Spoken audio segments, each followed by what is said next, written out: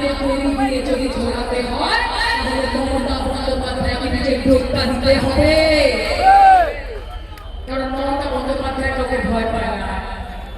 তিনি বাংলার বাহিনী, তিনি চোখে চোখ রেখে লড়াই করতে শিখিয়েছে, তিনি কাঁধে কাঁধ মিলিয়ে মানুষকে চলতে শিখিয়েছেন। আর তুমি হিন্দু মুসলমান করবে বিজেপির নেতাদেরকে দাঁড়িয়ে তিনি বলছে বলুন যে ভাষা শব্দ বলতে পারবেন না, কি হিন্দু বলতে পারবেন না, মুসলমান বলতে পারবেন না, ধর্ম বলতে পারবেন না, বাংলাদেশ বলতে পারবেন না।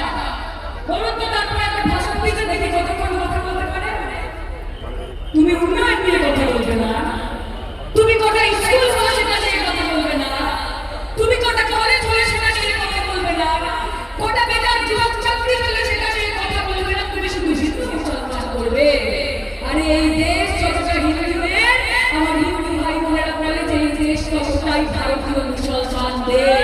তুমি দেশের ইতিহাস বুঝতে পারো না, এত ক্ষমতা তোমাকে আল্লাহ এবং ঈশ্বর দেয়নি।